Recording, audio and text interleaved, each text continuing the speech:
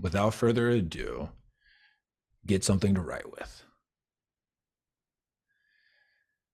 And we're going to get to it. Um,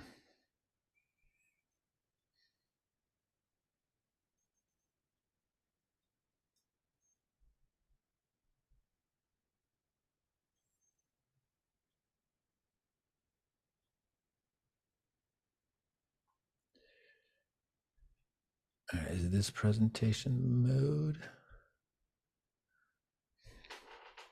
Okay, so welcome to the mental fitness curriculum. I like to call it the MF curriculum because that can also be motherfucking, and there's just something about that I deeply enjoy. I curse, so if that makes you uncomfortable, I'm not going to change, but maybe I can do it a little bit less. So again, if you're not cool with it, you can email me at this is not my email at gmail.com. Okay, anyways, so let's start with a dream and a myth.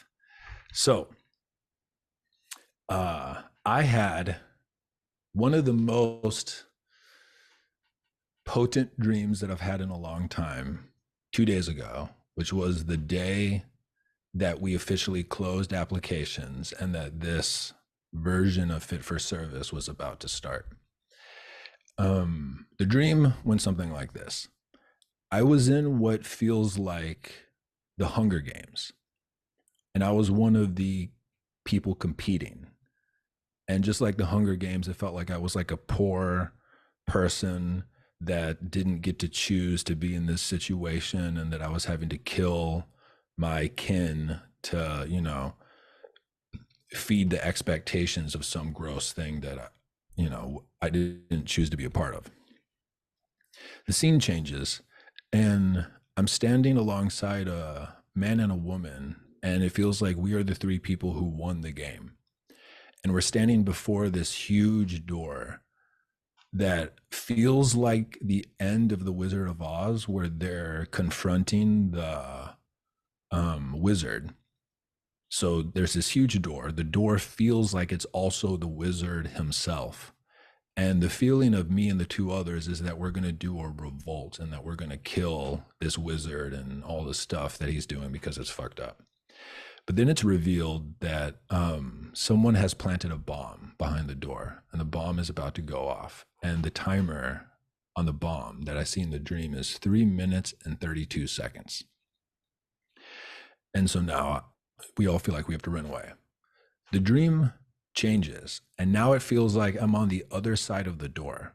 And the other side of the door is this like really long hallway that feels almost like a museum.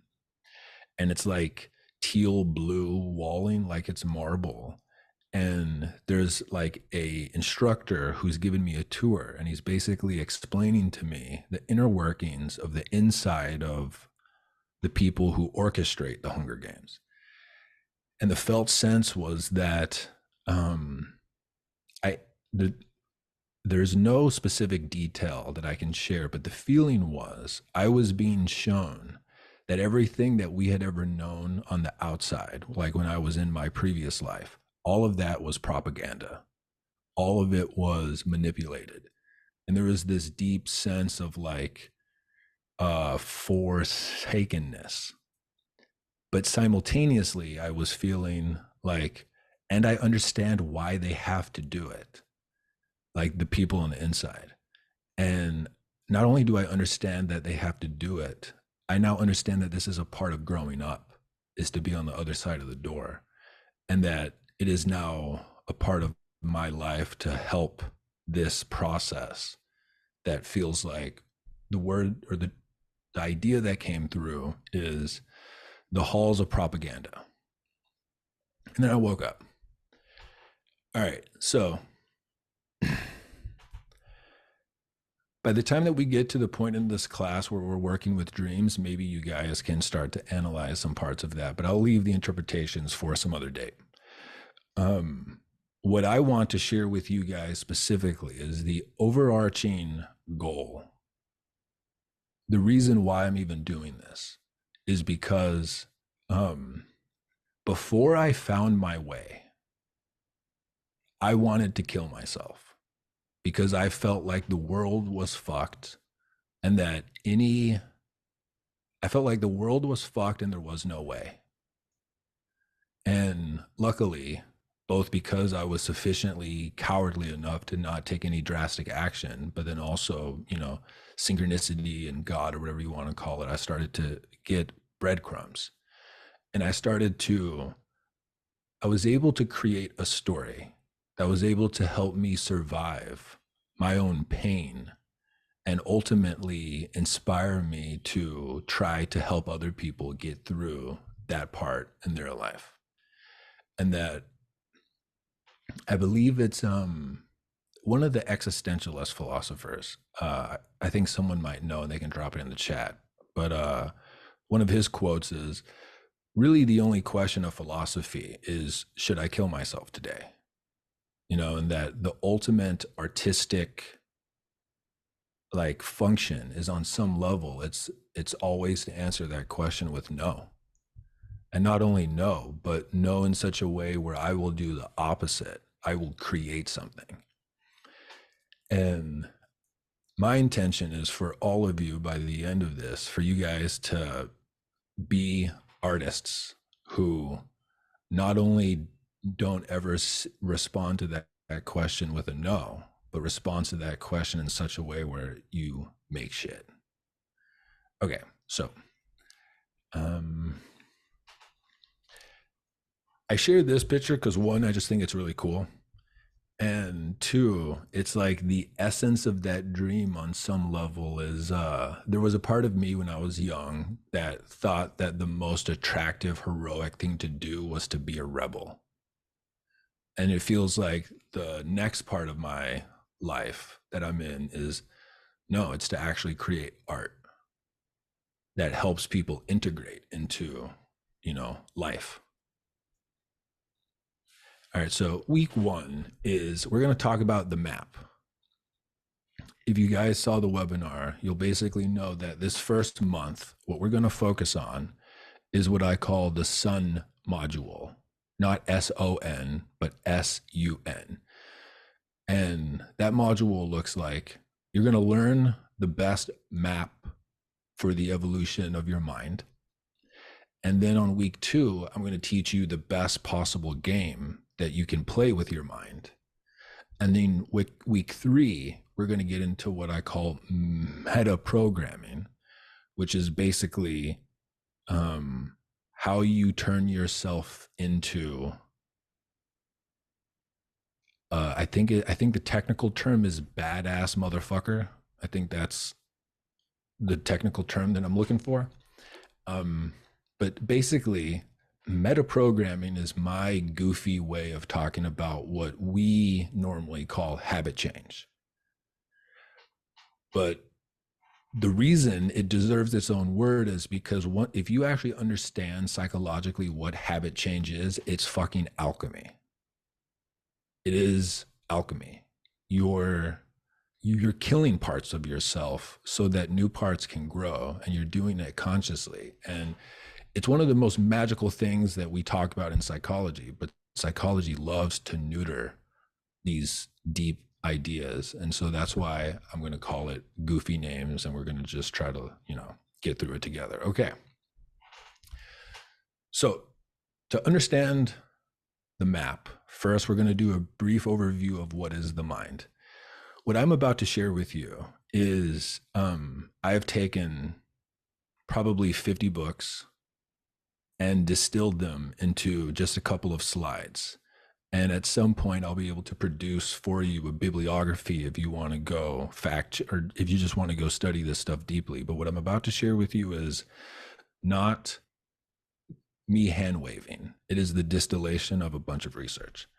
So this is the mind. You can just screenshot that and take it home. We're done. We're going to go on to the next. No, I'm joking. Okay.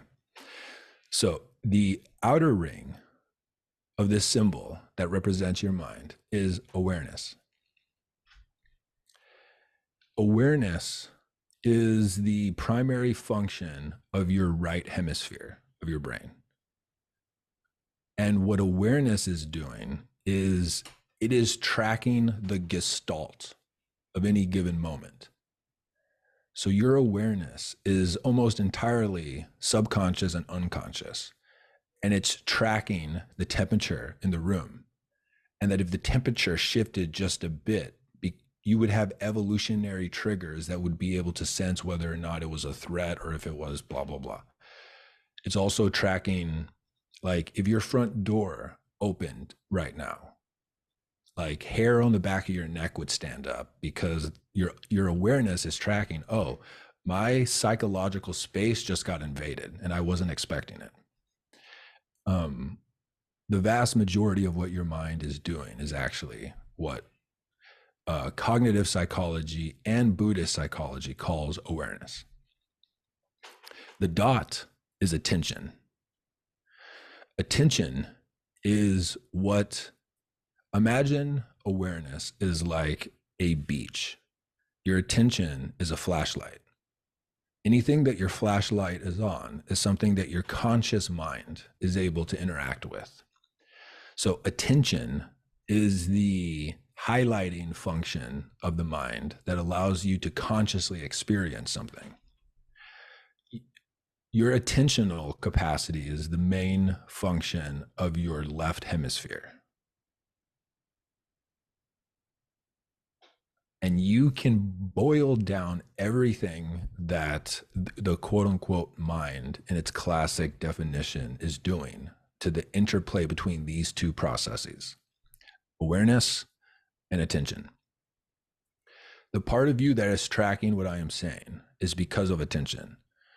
The part of you that would swivel your head towards the intruder instinctively, and that would widen your eyes so that you could take in more visual information, and that would start to elevate your heart rate to prepare you to fight, that's all in your awareness. Your attention is a fraction of what your awareness capacity is. The goal of Buddhism, when interpreted through cognitive psychology, is essentially to get you to the point where you have a stable, open awareness and the capacity for sustained attention. Now, people here who have studied or gone deep into Buddhism, they're going to be like, oh, no, that's not. Basically, the prerequisite to start to do the deeper Buddhist explorations is you have to meditate until you quote unquote wake up. And awakening is not you become a god that levitates. Awakening is where you acquire the capacity for your attention to do exactly what you want it to do effortlessly all of the time. That's the prerequisite in Buddhism for you to go do all of the deeper work. I want to highlight this point because this is fucking crazy if you connect to it. What Buddhists are claiming is that you can train your attention to get to the point where it effortlessly does exactly what you want it to do all of the time. No one here, unless you train via meditation every day for, at least half an hour, you couldn't keep your attention on your breath without it wandering for even a couple of seconds. And if you don't think that's true, Sam Harris has a great quote. Anyone who doesn't believe that will need to meditate every day for weeks to notice that that's true. Meaning that's how distracted most of us are with our capacity to keep our attention on one thing. In psychology, what we call flow state, which is measurably the most regenerative psychological state that we can be in, that we've measured, flow state is essentially the same thing as what Buddhism is claiming you can get to as a consistent baseline. And that's one of those things where most Western people are so distracted that they don't even understand what Buddhism is claiming is possible, that we just kind of overlook it and think that, all they're talking about is like, oh, you shave your head and you keep your attention on your breath, and they're just boring. But this is the prerequisite for them to go and basically talk to gods and become gods and absorb gods. And that's a whole different rabbit hole that maybe we can talk about in the Q&A. All right. The third piece is what today we're going to refer to as your point of view. And if you see that squiggly line in between the attention and awareness, you can think of that as your current worldview. So your awareness is much larger than what you're able to explore currently. So you can think of your point of view as the contours of your worldview that are made up by your self-limiting beliefs about yourself. So the truth is, there's a lot of you that probably unconsciously don't think that you're worthy of talking to a group of people for an hour and holding their attention and them paying you to do it. There's probably a lot of you that think that you're actually unlovable, and that anyone who falls in love with you is just a matter of time before they realize that, and then they leave you. There's people here who think that they're fundamentally not worthy of respect simply because of their age or how much they weigh. We've got a whole bunch of these. I like to call this the myth maker. This is basically the storyteller that is just constantly churning in response to how your attention is interacting with your awareness. And so, if we're going to stick with the map metaphor, the legend for the map is these 5 parts. You have your awareness. In modern psychology, or not modern, but like Freud would call this, the subconscious. And Jung would call it the unconscious. But what you can awareness is the totality of what you could attend to with your attention. Your attention is the flashlight. It is the thing that most of your reality is influenced by what you're paying attention to and how bad you are at noticing how bad you are at placing your attention on what you want to do. The third is the myth maker. And the third is basically, this is the storyteller. In psychology, the technical term is explanatory style. And we'll be talking more about this when we get into week 4 and 5, because it'll come up when we work with our dreams. But one of the most important things you could ever possibly do is to start to cultivate the capacity to notice how you story make to yourself every day. And then basically there's the subconscious and the unconscious. So I'm going to risk getting technical, but I think it's helpful. So if you look at the symbol on the right, your subconscious is technically any phenomenon that attention could attend to that is within your current worldview.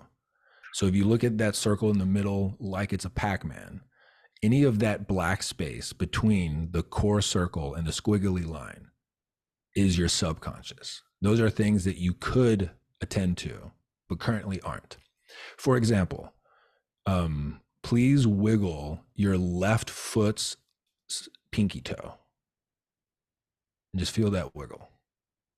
That was something that wasn't in your awareness. That wasn't in your attention. That was not something that was attended to until you were prompted to do it, but you could access it. Now your unconscious is stuff that is actually within awareness, but you can't currently attend to because you don't have the capacity to do so. So an example would be, if I asked you, bring your heart rate down 20 beats, unless you've trained in breath work, you probably aren't going to be able to do it. But if you have trained in breath work, you could actually manually bring your heart rate down like 20% within the next minute if you just knew how to breathe, if you just knew what type of breathing to do. Okay, I won't belabor the point. So awareness, attention, the myth maker, your subconscious, and your unconscious. All right, this is the map, the stages matrix. And I'll try not to be boring, but basically, this is the most important. What's the right way to say this? Drop in the chat if you're familiar with developmental psychology. If you've ever heard the word before. Like, I'm going to actually wait and see. Okay. So, most of you will know people like Abraham Maslow and his hierarchy of needs. You want to know what's heartbreaking? He never made that triangle. That triangle was made by a marketing company that was taking his ideas to try to sell basically what they did for people. He never created that, but it's the same idea. Developmental psychology is the type of psychology that seeks to track, that seeks to measure how the human organism evolves and transforms through time. And it's trying to look for patterns. Long story short, it is one of the, I know most people here probably love their astrological sign, but the fact of the matter is, when we attempt to measure anything with that system, we can't find anything that it correlates with, which means that it's, I'm not saying it's not true, because some of you guys might quit my class right now, but there is a standard that science tries to keep itself adhered to. And basically it's called, I'm not going to bore you. Just, if you want the details, you can go read my blog post called Forgiving Hierarchy. But the essence is, this is the best map that science has been able to produce in written history. It is the most scientifically supported map. And anyone who sneers at that sentence, I think you have to earn the right to critique it by learning how to do science before you just write off science because you don't like it as a spiritual person. This is an incredibly good map. So the most scientifically validated developmental map. What's interesting is the way that they measure the human is through the type of perspective that the mind is capable of holding. The implications are that your mind has a teleology and a hierarchy. So to break that down, what that means is your mind is trying to do a specific function, and that function has stages. And that might not seem like a big deal, but to most people who are alive right now, both of those things are revolutionary ideas. It means that you're not just a random happenstance creature floating through life that doesn't have a direction or a goal. Your mind actually has a goal that it's seeking, and it's to expand its perspective taking, and that there are measurable stages. And modern people hate hierarchy because hierarchy implies like 2 is lower than 2.5. And whatever that does to you emotionally, you can work through it, but there are levels. And, someone is not a more important human if they're at a higher level, but they can be measured. What the studies have found is that the higher that your perspective taking goes, the more mentally resilient you are to most measurable mental disorders. And that's a big deal. So one of the aims by the end of this course is for each of us to be at a 4.5 perspective. And I'm going to break down what that means. So this is the model. You guys can screenshot this if you want. I'm not going to make you learn any of this. I promise you, this slide, I've turned it into pictures. I will send this to you in an email and you can go through it. I will also send you a couple of scientific articles that you can read if you really want to understand how cool this is. But I'm going to break it down for us. So while we go through each of these stages, my invitation to each of you is to be tracking in your head what you were like at that stage and just start to take mental notes of maybe different stories or memories that come to you from that stage. But basically just ask yourself, what was I like at this level? And someone asked, will all the slides be sent in the email? Yes, they will. Yeah, so what Kim just said, I'm assuming though the mind has a goal, it is never satiated by it reaching the perceived goal. Like the goal continues to just be beyond reach. Yes. One of the things we'll talk about next week is the most psychologically healthy orientation that you can create with your mind is you create a goal that you break down into smaller subquests and you break it down until you can do something meaningful towards that goal today. But the goal is created in such a way where it's horizontal, which means you never attain it. It is the process through which going towards it gives you meaning in life. So a quick example would be if your highest goal is to win the Super Bowl, and you're actually one of the very few people who can make meaningful progress towards that goal. If you don't have a smart mentor help you update your map before you achieve winning the Super Bowl, you will likely get depressed afterwards. You will likely not compete well, and you'll fall out of the league in a couple of years. And we've seen it happen to people. And that's because you created a goal that you could achieve. And once you achieve it, if you don't know how to create a new goal, your psyche starts to break down. And this is something that we'll talk much more about next week.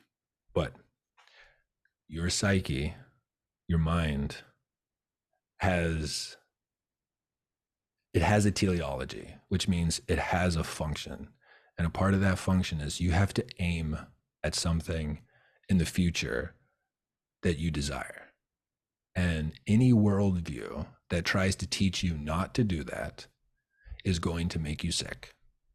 And I can talk more about that next week. But Westerners who read one or two books in Eastern philosophy and think that the meaning of life is to not seek anything, it's not good for your mental health. And I can talk more about that next week. All right, so the first level is impulsive. And this is normally the onset between age 2 and 4. This is when your ego comes online for the first time. And this normally happens around age 3. So a really interesting thing to ask yourself is, what is the first memory that you have? Most of our first memories will be around age 3. And for some reason, it's like something happens where enough emotional juice is pumped through the architecture of the mind, and then the ego just pops into existence. That's the beginning of taking a perspective. The emergence of the ego is that, and what's elegant about this map is that's first person perspective. That's POV. Now, this is normally 3 to 4 year olds. And they don't understand causality. Like they have a vague idea that they are an individual and there's other stuff happening outside of them, but they might think that if they cry, crying creates mom. Like, oh, if I cry, mom appears. And so they have what's called confused causality. The next stage is 1.5, and it's called opportunistic. But this is basically, this happens around age 5 to 6. And this is when kids are starting to basically see what they can get away with. And this is actually a core. What's so cool here is children at this stage who start to see what they can get away with. It's because their brain or their mind is stretching towards the next major development, which is second person perspective, which is the capacity to see through someone else's eyes. And that's a prerequisite for a human to acquire in childhood, or else the chances of them becoming a psychopath are super high. So just understand that the 1.5 stage is around age 6, and it's where children start to play around with lying, and it's where they start to play around with deception. And the reason it's so important is that to begin to do that is to start to stretch the mind's capacity to try to think, okay, what would mom believe? And that's actually good. Now, what's interesting is the research on this is about 5% of adults are still stuck at this stage. So an adult who is stuck at this stage, they're basically, how would we describe it? They will tell you whatever you need to hear so that they can continue to do what they want to do.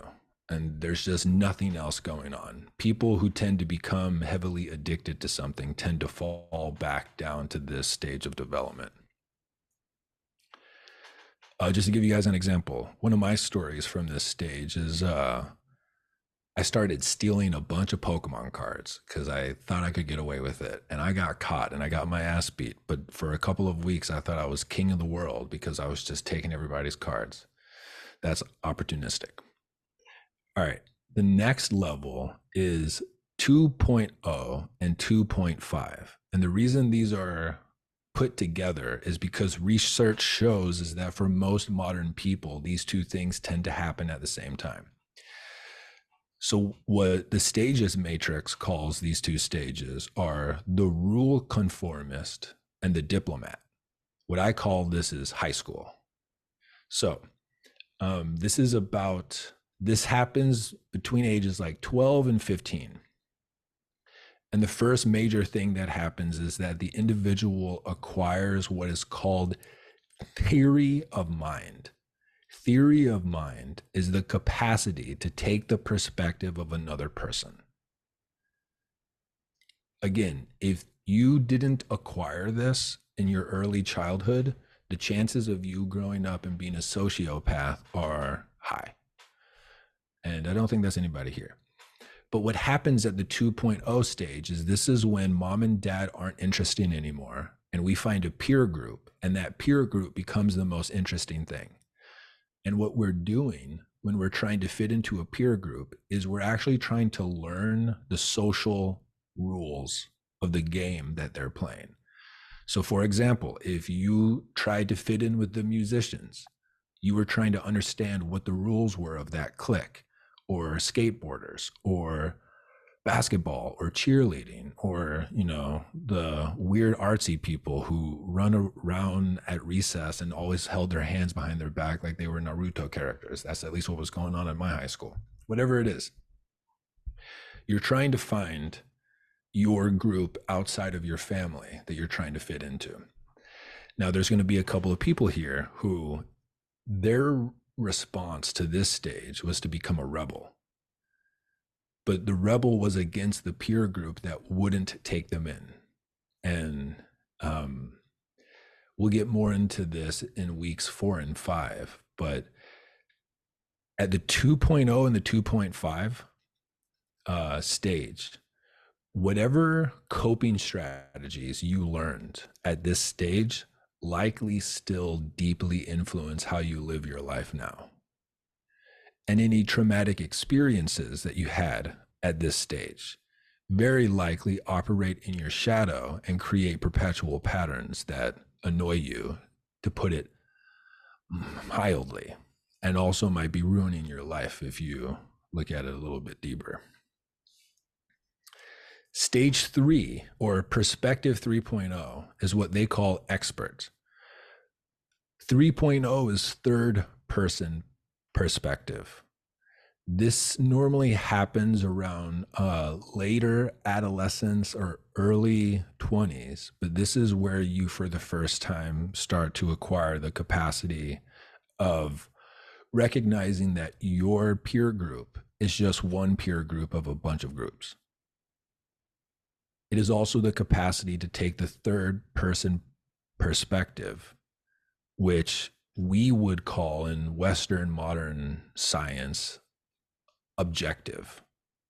Now, that's a whole rabbit hole, because what you'll learn is you evolve your mind a bit more and you recognize that there's no such thing as objectivity, but 3.0 believes in objectivity. This is normally like the like your first life crisis, like when you're in your early 20s, where you're like, fuck what, like, I'll just tell you what happened for me at this stage. I had failed all of my classes my first year in college, and I was smoking weed. It was like the third time I'd ever smoked weed. It was after the first year of classes. I'd failed all of them. My GPA was a 0.7, and I got high, and I started watching a Joe Rogan stand-up special. I didn't know who Joe Rogan was. This was the first time I'd ever heard him speak. And he had a joke where he basically said, I'm an idiot, but I'm smarter than almost everyone I know. Like, everyone in here right now, we think we're the smart people. But if the electricity went out, what would we do? All of you would do what I would do, and you would sit down and you would wait.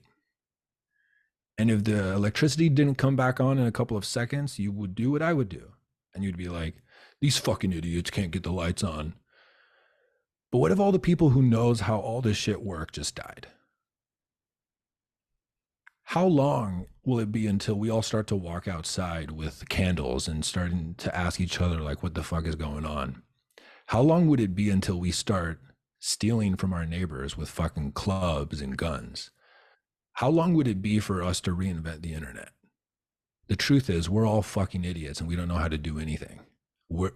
If who's reproducing with all these smart people? Anyways, for me, as a 19-year-old who was so arrogant because he could talk well and because he could argue with teachers and because he grew up in a small town where there wasn't a lot of competition happening, that joke broke my brain, and it helped me realize that I didn't know how to do anything meaningful in the world. It's like I saw myself from the third person for the first time in my life. Like, oh, I am not hot shit. I am not competent. Wow. So it's kind of like a identity crisis if you really feel into it.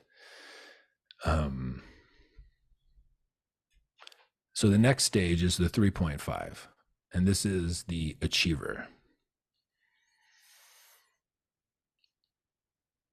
The achiever, I'm just going to read to you what I've written down, because I think most of the people on this call will likely be at this stage or close to this stage.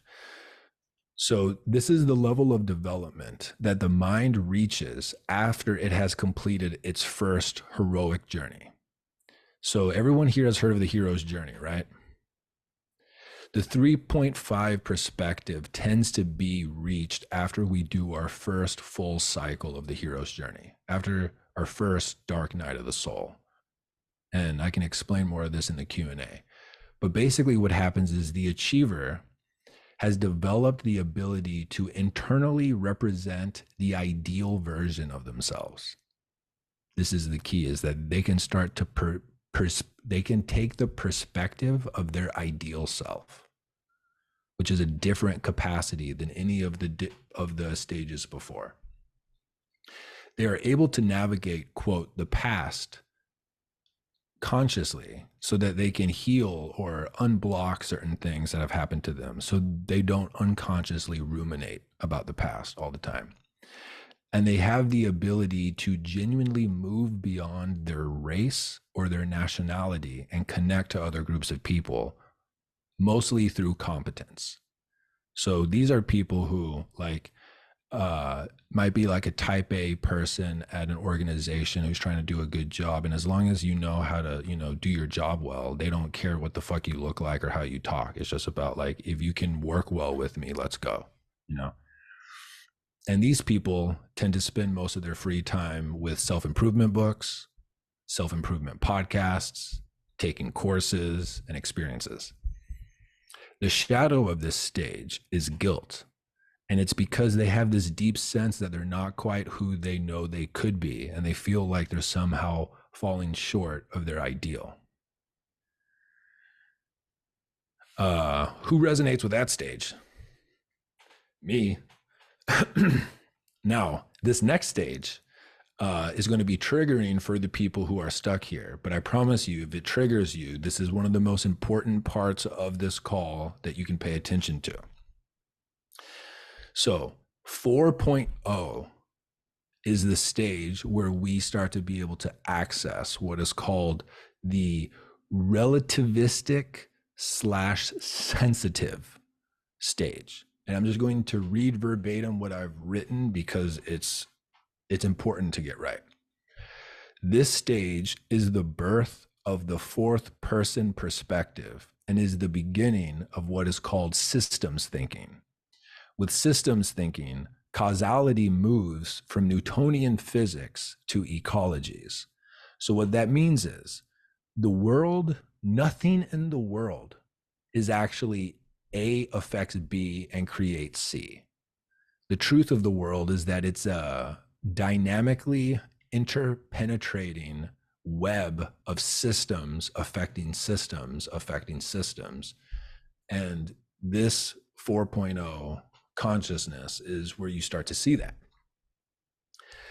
Now, the trap of this stage that traps most people who get here is they fall into what is called postmodernism. So a 4.0 perspective person will talk with someone about any idea, and once that person pushes back, they're like, oh yeah, it's all relative, or it's all like whatever you believe, that's true, or everything's made up, this is all fucking made up. The thing about this stage is that it's technically true, but the cost of it is you lose your capacity to aim and to pursue and to individuate. Most spiritual people who have done 5-MeO once, or who, read Be Here Now by Eckhart Tolle, 10 years ago. My radical claim is that every single human on this planet has a daemon that is whispering to it to manifest their purpose. And most people would rather slowly die over the course of 20 years than to accept the fear that they would have to walk through to do what they're being asked to do. And that one of the main ways that modern spiritual people run away from their dharma is to stay stuck here, is to basically say, it's all relative, or it's all made up, or the future isn't real and the past isn't real. To strive for anything is to be captured by late stage capitalism, blah, blah, blah, blah, blah. The key here, the magic of the 4.0, is that you can liberate yourself from any worldview, which is a superpower. But the trap of this stage is that you don't pick up your dharma, your individuation goal, your perspective, your taste. So a perfect example of the evolution of this stage. So this is the 4.5. They call it the strategist. I think that's kind of a whack name. But just keep in mind, an example of a 4.5 is a Rick Rubin. So if you think about Rick Rubin, he is someone who has definitely integrated the 4.0, where he knows, like, he goes on Joe Rogan's podcast and he looks like, you know, a fat impersonator of Dumbledore, and he doesn't give a damn. He's as content as he could be because he has that 4.0, like, I don't care. But what makes him great is that he has his own taste.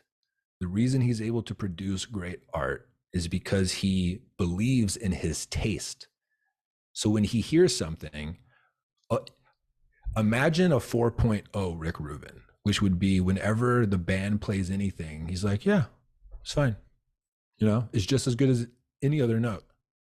You would fire that motherfucker right away because he's not helping you make anything interesting or useful. So the 4.5 is to not get stuck in the 4.0 and to reconnect to your taste. And so we'll get more into this next week when I tell you what the ultimate game, or like the best game that you can play in life. But these images that I've chosen is, this first one is the Green Knight who bows before the king of the forest. You know, the way that I see this is the ego bowing before the whisper in you. That's a prerequisite for the 4.5. The next one is, because I love The Lion King, but Mufasa as a symbol of your future self, looking you in the face and being like, you know what you're capable of doing. Are you going to fucking do it today? And then the third one is kids laughing. Like, ultimately, the 4.5 perspective is individuating, not for its own fame or power or whatever, but to help the next generation. And that, call it God, call it evolution, whatever. What the science shows is that this is what the mind, in the same way that a plant wants to grow and absorb sunlight, the mind wants to get to this level. It wants to find the place where it's deeply individuated, but also listening to the whisper and helping the community. Okay, so your homework based off of this stuff, and you can stack this with a Dharma sprint and do it with one of the people here. But you're going to write your personal story moving through each of these levels. And now, I will answer questions in the Q&A, but here's what I want you to do. I want you to read or listen, because I have it on my podcast, so you don't have to read if you don't want to read, the Forgiving Hierarchy article that I've written. Extra credit, read or listen to the entire Horizon essays. There's 7, and you'll have a really good frame of what we're going to be doing, but you don't have to. And again, none of you have to do this homework. But just know that if you're here and you're not doing the homework, what are you doing? You know, just fucking ask yourself, like, what are you doing?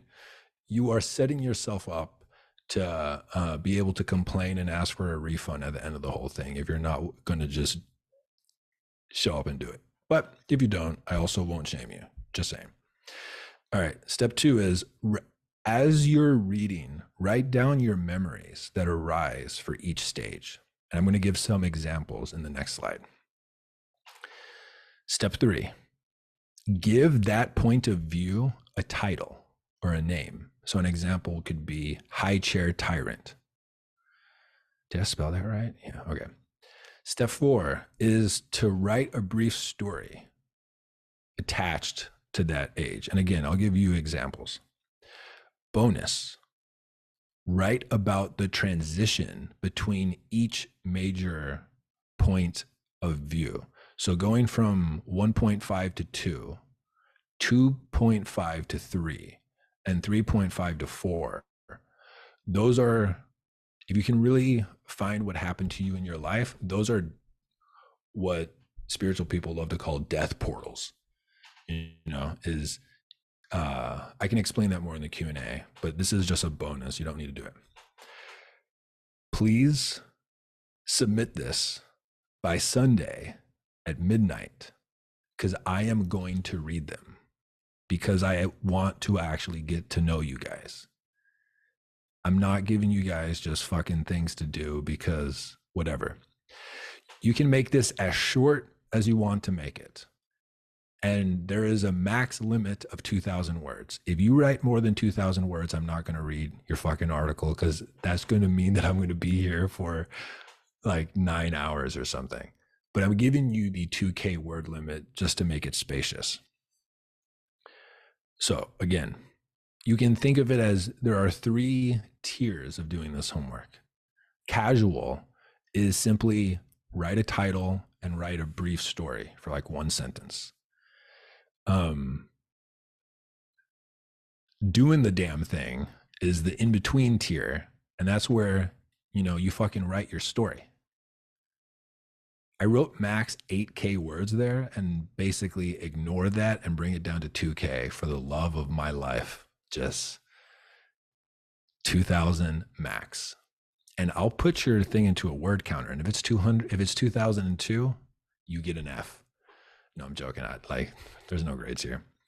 Arete, which is Greek for basically excellence, is to write your story and to basically create a character for each of those parts. So whoever you were at the 2.0 stage, like, instead of giving them a title, give them a name. Now, none of you need to do that part. When we get to week 5 and 6, this map is going to be revisited and it's going to be fleshed out. Because I'll just give you a hint. Almost all of your unconscious parts that rule your life, and you call it fate, are the parts that are stuck at these different stages. And that when you get sufficiently triggered, you regress to one of those parts that sees from that perspective and acts out. But you guys don't need to worry about any of that. Here's an example of what this looks like. My 1.0, I call him the heavy metal sleeper. My mom tells me that whenever I would cry, if she would play like heavy metal, I would sleep. The 1.0 is like before you remember shit. So just like, you know, ask your mom about a story about you when you were a kid. It's not stuff that you really have access to. 1.5, I call that higher liar. And basically, if I could get away with it, I was trying to get away with it. I stole shit. And it's because like I couldn't even comprehend that it would ruin someone else's life to have their best card stolen. I just saw shit that I thought was nice and I wanted to have it. And that's because I hadn't acquired 2.0 mind. Like I literally couldn't compute that that kid would care that his Charizard got taken, you know? It's fucked up. Okay. The 2.0/2.5. I call this era be the best but hide. And basically what it was is I wanted to be the best, but I would always withdraw from any type of attention because I didn't think that it was safe. And so I was in this constant tension of like getting admiration, but then hiding from it. And it was a whole thing.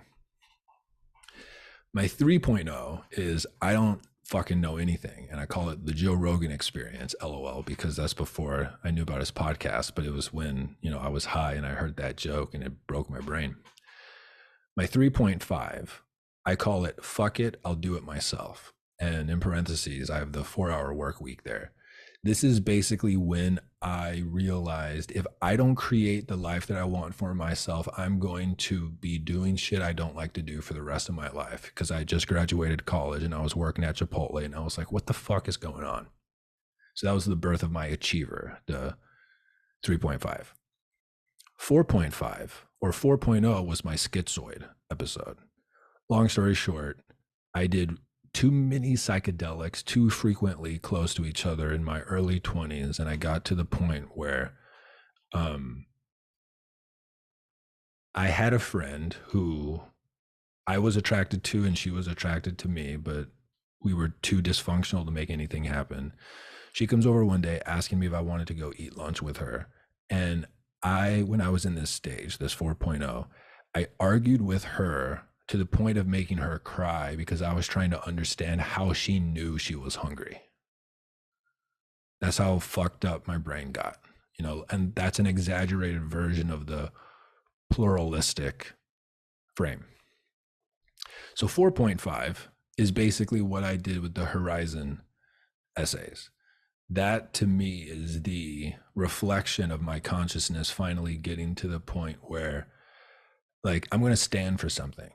The thing that I'm going to stand for is this idea of the Dharma artist, and that, like, that's what I stand for. And like the 4.5, like, finds its thing that it stands for, like it connects to its taste. And the goal is, like, without getting lost in the details, because I can't believe we're already 2 minutes over time. What the fuck? I wanted to do Q&A, and I'll probably still do Q&A for the people who are able to stay for a couple of minutes. But you have parts of you at all of these levels. The goal is, by the end of this course, your center of gravity is at the 4.5. And the truth is, for most of us here, that's not true. Our center of gravity isn't yet at the 4.5, but we'll get there and it'll be dope. Okay. So an example of my thrice born story is, if you go check out my podcast that's called My Fourth Ayahuasca Trip Report, I basically ended up telling my full story there. The Arete example is, this shit looks so goofy out of context, but these are basically different parts that I have discovered throughout my life that are like inside me. And I had an artist friend who was like, hey, can we make a animation based off of your description of these parts? And I was like, are you sure? Will people care? And they were like, yeah, man. And so if you go to my YouTube and type in Myths and Minds, they made a really awesome animation that's like 20 minutes long that kind of makes me cringe when I look at it, because it feels so self-indulgent but apparently people like it. Whatever. All right. The takeaways of this first week is, 1, think of this as a seed that we're planting. This map is actually something that if you cultivate and bring forth, most of the prima materia of your purpose in life will be found in this map. And this map could be the entire thing that we do for the 9 weeks that we're here. But basically, I'm trying to give you the best of each of these things so that by the end, you have a system that you can take out into the future and just, I believe the word was, be a badass motherfucker.